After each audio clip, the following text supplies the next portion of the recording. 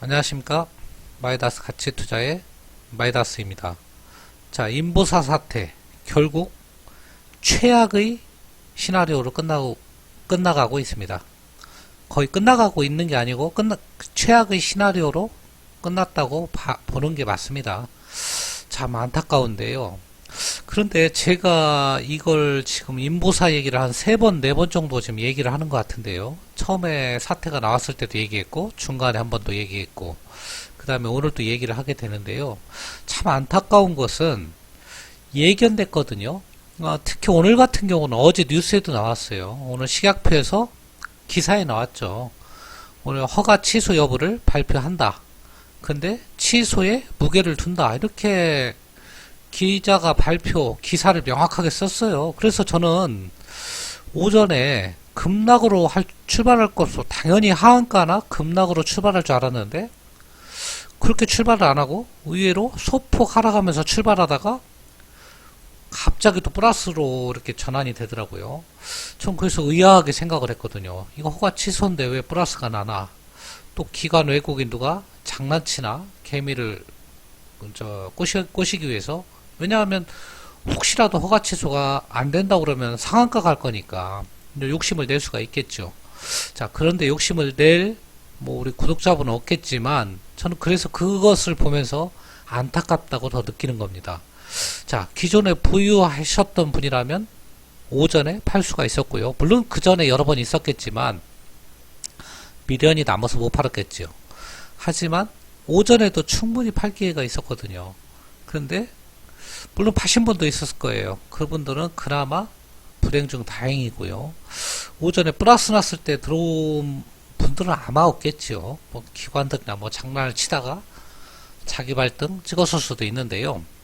어쨌거나 예견된 사태에 예견된 결과인데 왜 그 불구덩이에 아침에 뛰어들었는가? 이게 첫 번째 안타까움이고요. 그동안의 사태의 추이를 쭉 보면서 점점 안 좋아지는 방향으로 간다. 그런 얘기를 여러 번 제가 드렸거든요. 그래서 중간에도 한번 물론 팔란 얘기는 함부로 못합니다. 왜 그러냐면 그것은요. 가지고 계신 분들도 있고 또 이런 부분은 100% 예측이라는 게 없기 때문에 그렇게 함부로 말은 못하지만 모든 이렇게 과정을 지켜보면 자꾸 악화된다. 네, 그래서 소비자들의 집단소송 얘기도 하고 결국에는 이런 종목을 접근할 때는 제가 자산 가치로 접근해야 된다. 그런 말씀 드렸습니다. 그래서 코오롱 TC중 같은 경우는 그때가 한 7천억 정도 할 텐데요.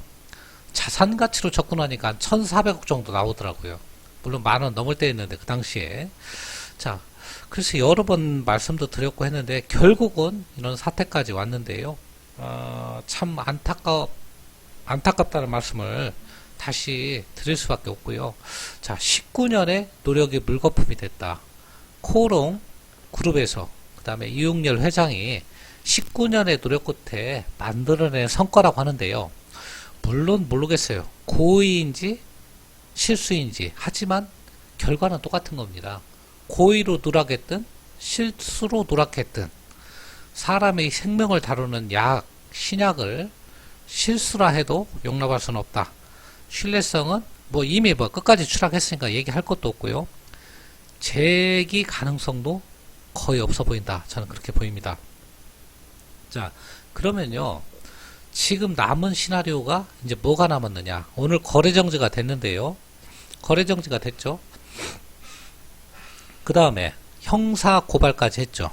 그 다음에 인보사 소비자들은 집단 소송을 이제 앞두고 있고요. 거기다가 지금 상장 폐지까지 실질 심사에 들어갔습니다. 한번 보여드리면요. 자, 오늘 코오롱 TC중 상장 폐지 우려. 자, 왜냐하면 이게 기술 특례 상장업체가 아니기 때문에 연속 적자가 나면요. 상장 실질 폐지, 실질 심사 검토를 합니다. 그러면 코오롱 TC중 같은 경우는 적자죠. 제가 예전에 다 보여드렸죠. 상장 폐지가 될 가능성이 아주 높아졌다. 그렇게 볼 수밖에 없습니다.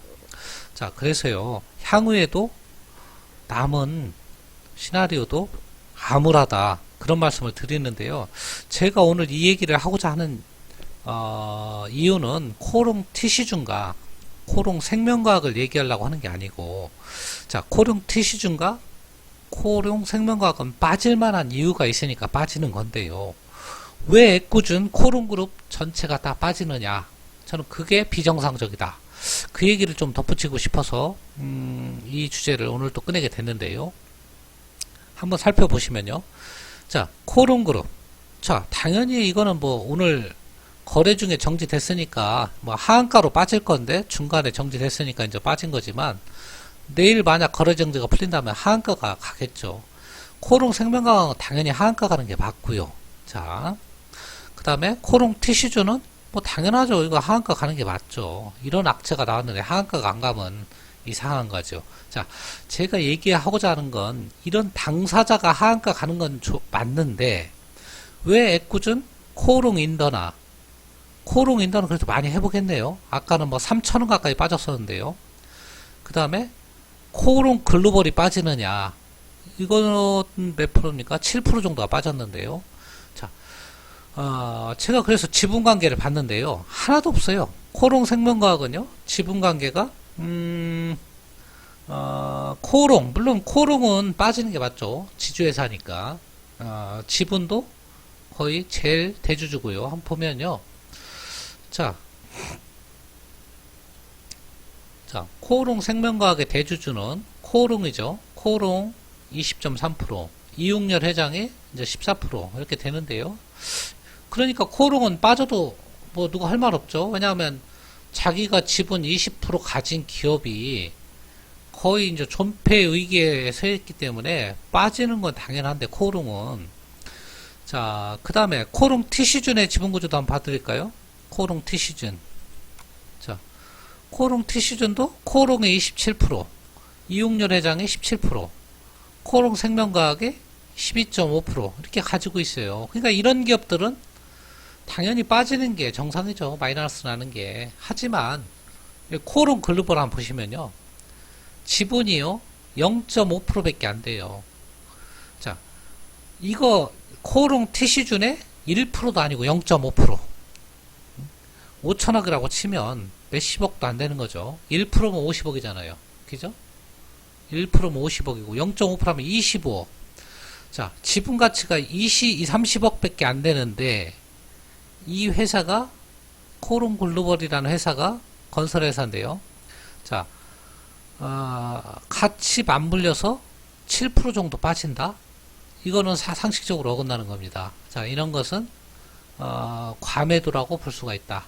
자, 과매도는요, 밑에서 조금씩 사도 괜찮다. 왜냐하면 주식회사는요, 지분 관계가 없으면요, 아무 상관없어요, 사실은요. 물론 그룹 전체가 안 좋으니까 조금 악영향을 받을 수는 있지만요.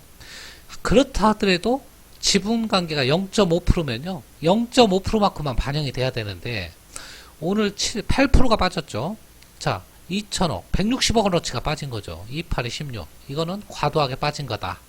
자, 코롱 인도도 마찬가지예요. 코롱 인도도.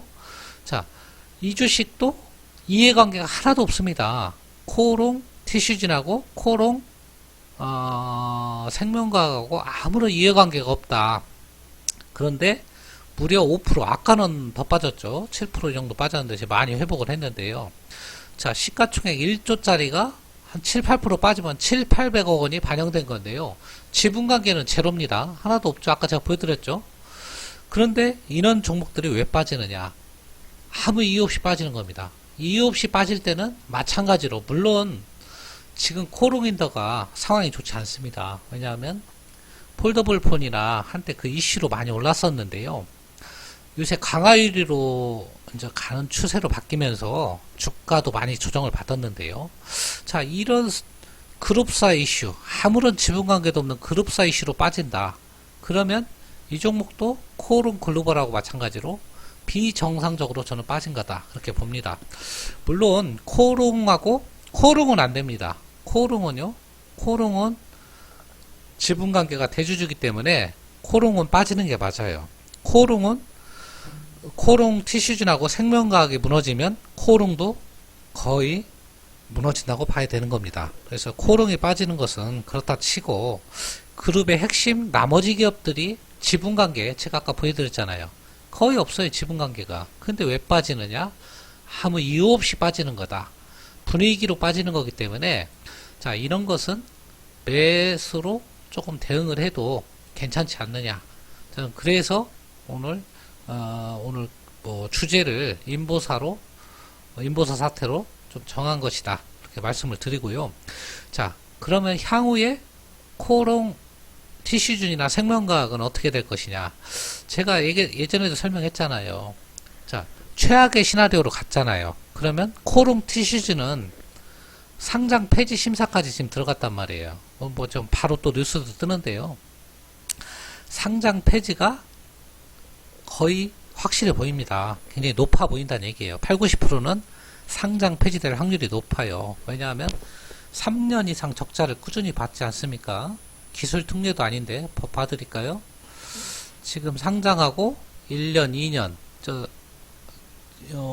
영업이익으로 3년째, 지금 4년째네. 3년 1, 2, 3 연속 적자는 아닌데요. 자, 한 번만 더 적자 나면 연속 적자죠. 그러면 뭐 적자가 확실하죠. 그냥 상장 폐지가 그러면 확률이 굉장히 높아진다는 얘기예요. 그래서 코롱 TC준, 자, 향후에 하한가가 풀린다고 해도 섣불리 접근하실 건 아니다. 접근할 때 뭐 희망이라도 좀 보이면 접근할 수 있는데, 자, 인보사가 이렇게 허가 취소된 걸 다시 허가할 수는 없지 않습니까? 그죠? 그러면 이제 인보사는 잊어야 된다. 자, 인보사가 없다 그러면 코롱 생명과학이나 코롱 TC준이 뭐가 남느냐? 없죠. 그러면 제가 예전에 말씀드렸잖아요. 자산 가치로 접근해야 된다. 그래서 코롱 TC준 뭐 오늘 한 5천억 정도 하는데요. 4,800억. 제가 예전에 자산 가치가 한 1,400억 정도 된다고 했는데 이제 점점 줄어들죠. 사실은 계속 감가상각도 되고 적자도 나니까요. 그러니까 이제 자산 가치도 의미가 없어져 버렸어요. 상장 폐지가 되면 자산 가치가 무슨 의미가 있습니까? 그때 당시만 해도 자산 가치로 접근해도 6분의 1 토막인데요. 상장 폐지는요, 6분의 1 토막이 아니고, 만약 결정이 되면요, 동전거래 됩니다. 동전. 자, 그렇기 때문에 섣불리 지금은 접근할 건 아니고요. 제가 자꾸 부연을 하는데요. 자, 이 세 종목은 접근해서는 안 된다. 코롱 TC준, 코롱 생명과학, 그 다음 지주회사인 코롱은 지분을 갖고 있기 때문에 접근하면 안 되는데, 애꿎은 나머지 코롱 기업, 코롱 인더라든가, 코롱 글로벌이라든가, 그 다음에 또 한번 몇 종목도 봐드릴까요? 코롱 머티리얼. 이런 것처럼, 코롱 머티리얼은 안 빠지잖아요. 이렇게 안 빠지는 게 정상이에요. 자, 그래서 관련 없는 코롱 기업들은, 자, 너무 빠질 때는, 비정상적인 거니까 조금 관심을 가져봐도 괜찮지 않은가. 그런 생각이 듭니다. 자, 오늘 인보사 사태, 정말, 참 안타까운데요. 그렇다 하더라도 이 종목을 싸다고 접근할 수는 없다, 이렇게 봅니다. 자, 오늘은 우리가 정석대로만 투자했다 그러면, 자, 이런 종목들은 접근을 안 했을 거고, 또 그동안에 계속 시그널이 나왔던 겁니다. 그런데 기회도 또 여러 번 줬고요. 참, 그래서 더욱 안타깝다는 그런 말씀을 좀 드립니다. 자, 어쨌거나 오늘 시장의 가장 핵심이었다, 이렇게 말씀을 드리고, 애매한 피해를 본 기업들은 한번 접근해봐도 괜찮을 것 같다, 그런 생각이 들어서 오늘 코롱그룹을 주제로 말씀을 드리게 됐습니다. 자, 끝까지 들어주셔서 대단히 감사합니다.